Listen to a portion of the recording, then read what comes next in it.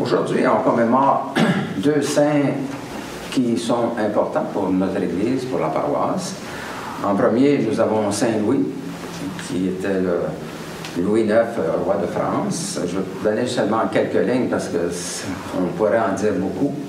Il a été roi de France de 1214 à 1270 et il a régné au tout début sous la régence de sa mère, Blanche de Castille. Il est parti à la 7e croisade et il a été fait prisonnier en Égypte, libéré par rançon. Et toute l'Église, un événement important, c'est quand même que toute l'Église chrétienne, on sollicitait la médiation du roi. Il était dans les conflits. Et il est mort à Tunis lors de la 8e croisade. Il avait seulement 56 ans. Pourquoi ce saint est important pour nous? Alors, entre autres, il a fait construire la Sainte-Chapelle pour contenir les saintes reliques qui ont été ramenées de la Terre Sainte, entre autres la couronne d'épines. Et à cause de la couronne d'épines, il a établi l'ordre de la couronne d'épines qui était connu sous le nom d'ordre de Genève, inspiré de l'ordre de la couronne de Charlemagne. L'ordre a été aboli lorsqu'on a eu l'abolition de la monarchie en France en 1789, mais il a été rétabli, sanctionné par sa sainteté Ignace Pie III, patriarche d'Antioche, en 1890. Et depuis 1893, Monseigneur René Villatte, premier évêque de l'Église catholique chrétienne, et ses successeurs, dans l'épiscopat de l'Église catholique chrétienne, ont la grande maîtrise de cet ordre, qui est connu maintenant sous l'ordre de la couronne d'épines traditionnelle. Le présent grand maître est notre évêque ordinaire de l'Église, Monseigneur Serge Thériault.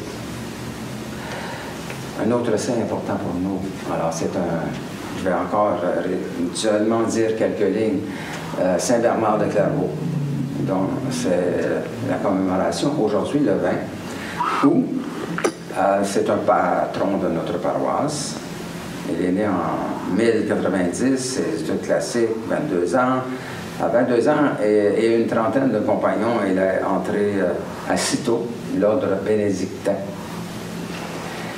Et à 25 ans, il fonde avec 12 frères l'abbaye de Clairvaux, Saint-Bernard de Clairvaux. En 1127, son oncle, André de Montbard, et un cousin, Hugues de Payen, qui était le premier grand maître de l'ordre du Temple, ont demandé à Saint-Bernard de solliciter la reconnaissance de cet ordre au pape.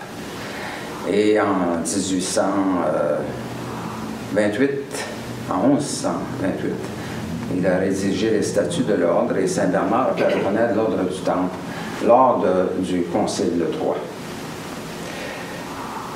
Il a écrit la fameuse éloge de la Nouvelle Chevalerie, et puis, mais il est décédé le 20 août, comme je mentionnais, en 1153, à seulement l'âge de 63 ans.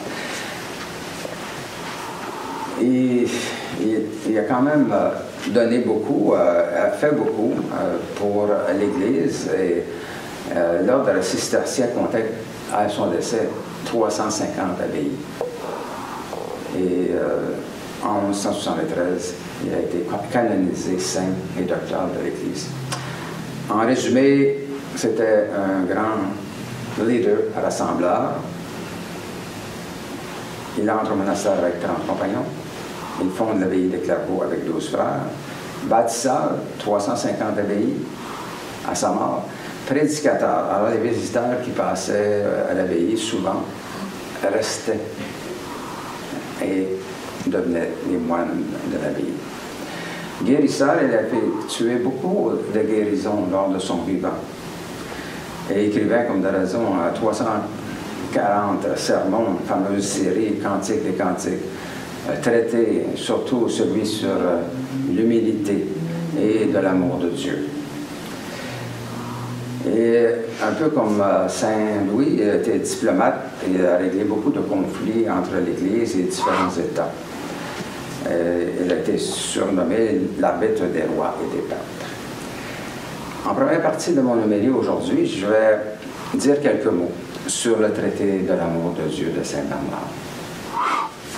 À la bonne célébration. Alléluia, Alléluia, Alléluia. Le Seigneur soit avec vous. Et avec toi aussi. Proclamation de la bonne nouvelle de notre Seigneur Jésus-Christ selon Saint Matthieu. Gloire à toi, Seigneur. Jésus s'était retiré vers la région de Tyr et de Sidon. Voici qu'une Cananéenne venue de ces territoires criait: « Aie pitié de moi, Seigneur, fils de David. Ma fille est tourmentée par un démon. » Mais il ne lui répondit rien. Et les disciples s'approchèrent pour lui demander: « Donne-lui satisfaction, car elle nous poursuit de ses cris. » Jésus répondit: « Je n'ai été envoyé qu'aux brebis perdues d'Israël. » Mais elle vint se prosterner devant lui. « Seigneur, viens à mon secours. » Il répondit: « Il n'est pas bien de prendre le pain des enfants pour le donner aux petits chiens. » « C'est vrai, Seigneur, reprit-elle, mais justement, les petits chiens mangent les miettes qui tombent de la table de leur maître. » Jésus répondit: « Femme, ta foi est grande. Que tout se fasse pour toi comme tu le veux. » Et alors même, sa fille fut guérie. Acclamons la parole de Dieu. Louange à toi, Seigneur Jésus.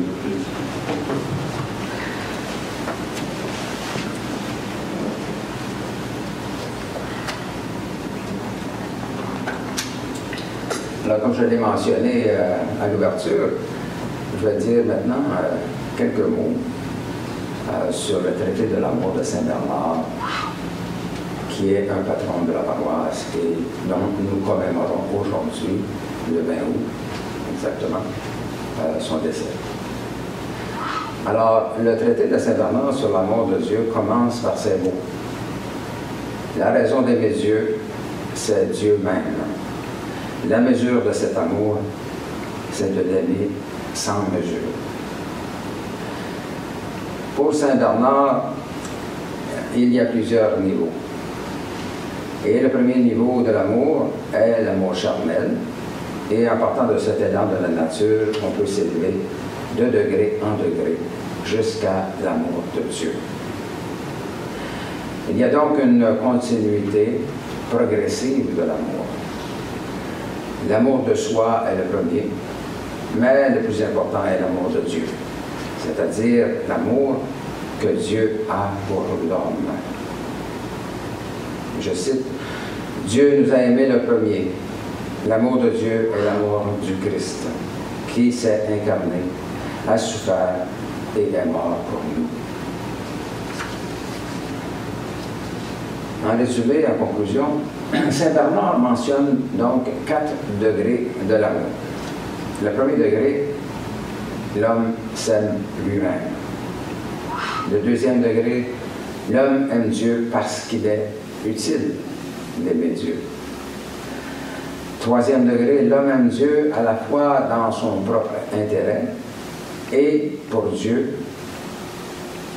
Alors, c'est la voie du service. Au quatrième degré, l'homme aime Dieu que pour Dieu. L'homme ne s'aime plus lui-même et vit que pour l'amour de Dieu. Alors, ces événements arrivent au quatrième degré, surtout dans des périodes d'extase mystique et en permanence à l'occasion. L'homme devient un esprit avec Dieu à sa mort en permanence. La théologie de Saint Bernard, on peut dire qu'il est Le premier pas est la connaissance de soi. Créé à l'image et à la ressemblance de Dieu, ce que nous avons perdu par la faute originelle, le but de l'existence sera de la recouvrer. Il faut passer de l'amour charnel à l'état de l'amour spirituel. Mais il y a un abîme énorme entre les deux, et l'homme ne peut le franchir que par l'intermédiaire du Christ. En passant par Jésus-Christ, l'âme contemplative parvient au Verbe, ce qui lui permet de s'unir à Dieu. Dieu est amour, c'est dans la mesure où l'homme aime Dieu qu'il peut s'unir à lui. Alors, ça termine mon petit exposé sur Saint Bernard, mais surtout en ce qui a trait à son traité sur l'amour. Je vous invite à le lire au complet si vous le pouvez et avez le temps. Je vais passer maintenant au thème de l'homélie d'aujourd'hui par rapport aux lectures d'aujourd'hui, surtout de l'Évangile selon saint Matthieu, l'événement de la Cananéenne. Vous connaissez tous la scène de la Cananéenne que nous venons d'entendre. Elle évoque avec précision ce qu'est, pour chacun d'entre nous, l'aventure de la foi. Récapitulons cet événement de l'Évangile de ce matin. Une Cananéenne, c'est-à-dire une païenne au temps de Jésus, veut rencontrer le Christ et lui crie sur son passage « Aie pitié de moi, Seigneur, fils de David ». Le Christ ne répond rien. Elle répète encore et encore « Seigneur, aie pitié de moi ». Les disciples sont agacés de l'intervention de cette femme et demandent à Jésus de lui répondre, de lui donner satisfaction pour ne plus entendre ses cris. Alors le Christ répond par une phrase qui est une non-réponse. « Je n'ai été envoyé qu'aux brebis perdues d'Israël. » Alors cette femme ne se décourageant pas, se jette aux pieds du Seigneur, se prosterne devant lui et lui dit « Seigneur, viens à mon secours. » Et le Seigneur lui répond par une phrase qui nous paraît encore bien étonnante. « Il n'est pas bien de prendre le pain des enfants pour le donner aux petits chiens. » Cette réponse n'arrête pas la Cananéenne. Et elle répond, « C'est vrai, Seigneur, mais justement, les petits chiens mangent les miettes qui tombent de la table de leur maître. » Alors Jésus répond, « Femme, ta foi est grande, que tout s'accomplisse comme tu le veux. » C'est vraiment un bon exemple de la foi. Nous crions souvent, « Seigneur, aie pitié de moi. » Et bien souvent, le Seigneur ne répond pas. Alors, nous sommes tentés, comme les apôtres, de dire au Seigneur, « Interviens, il est temps d'intervenir. Ne nous laisse pas dans cette situation. » Le Seigneur répond à la Cananéenne par la définition même de sa mission. Et il est envoyé à Israël pour les Israéliens, les Juifs. Mais nous devons encore dépasser cette non-réponse pour écouter ce que dit le Seigneur. Il n'est pas bien de prendre le pain des enfants pour le donner aux petits chiens. La signification de cette réponse du Seigneur est que le pain des enfants, c'est le pain d'Israël. C'est le pain de la parole de Dieu, qui ne peut être donné aux chiens, c'est-à-dire aux païens, à ceux qui ne sont pas juifs. Mais la femme ne se laisse pas décontenancer. Elle lui dit, « C'est vrai, Seigneur, mais les petits chiens mangent les miettes qui tombent de la table de leur maître. Cette femme a une foi totale envers le Seigneur.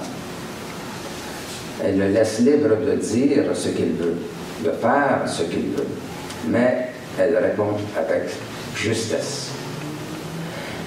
Elle reconnaît le Seigneur, croit en lui et ne cesse de poursuivre. Devant une telle attitude, Jésus ne peut avoir qu'une admiration profonde. Ta foi est grande, dit-il. C'est un modèle de foi. Nous aussi, nous demandons bien des choses au Seigneur et nous avons l'impression qu'il ne comprend pas, qu'il n'entend pas, ou qu'il demeure tout simplement silencieux. Pourtant, il est là. Il est là au plus profond de notre cœur. Il attend que nous ayons la même réponse que la cananéenne, une réponse pleine de foi. La foi est se remettre totalement à Dieu. Une remise si absolue qu'elle passe par les chemins que nous ne comprenons pas, mais que le Seigneur nous dévoile au fur et à mesure que nous avançons sur notre route.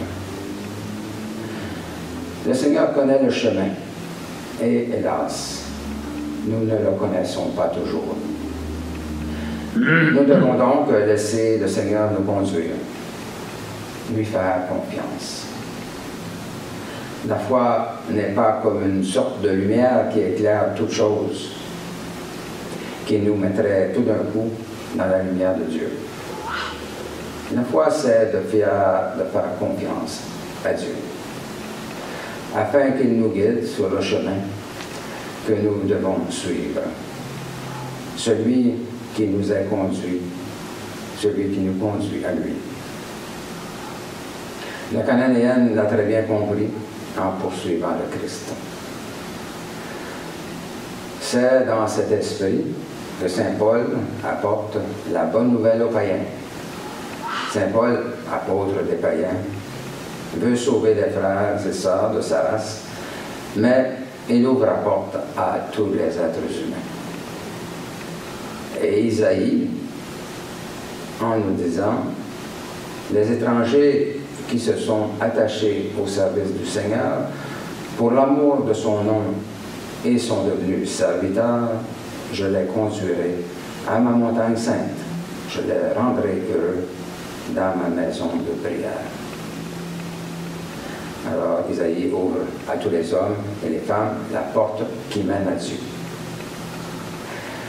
L'Église est cette maison de prière pour tous. Une maison de prière, c'est-à-dire une maison où la foi est présente. La foi dépasse tous les obstacles, toutes les difficultés. La foi obtient tout. Ce que vous demandez à mon Père, il vous le donnera à mon nom, nous dit Jésus. Jean, chapitre 16, verset 23. Nous pouvons, comme la cananéenne, tout demander au Seigneur, et il nous donnera ce qui est bon pour nous. L'important, comme la cananéenne, c'est de ne pas se décourager et de continuer de demander. Un jour, nous aurons une réponse. Ce ne sera peut-être pas comme nous l'avons pensé, mais ce sera comme le Christ le veut. Ce sera infiniment mieux, car c'est ce qu'il veut, et il sait ce qui est bon pour nous.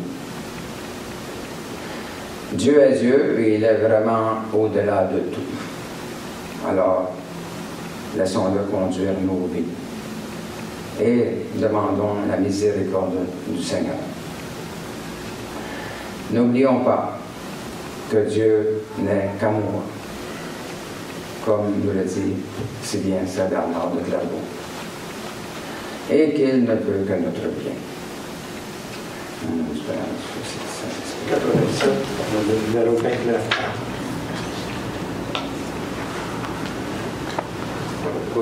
Couronné d'épines, un chant qui a été composé par Saint-Bernard de Clairvaux. Roi couvert de blessures, mourant pour nous pécheurs, tu souffres sans murmure, la honte et la douleur de la splendeur divine, plus rien ne reste en toi, couronné d'épines, cloué sur une croix. Tu dois quitter la vie, de tous abandonner.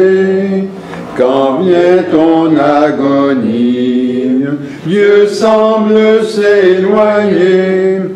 Mais au moment suprême, vers lui jetant un cri, tu veux dans ses mains mêmes remettre ton esprit. Dois-tu vraiment connaître le fond de la douleur, toi qui venais pour être le grand libérateur? Tu veux porter nos peines, souffrir jusqu'à la mort, répondre à tant de haine, par plus d'amour encore. Mais ton cruel martyre prépare un jour nouveau, ta gloire et ton empire auprès du Dieu très haut. Vers toi dans la lumière, tu veux nous attirer, tu veux conduire au Père tout ce qu'il t'a donné.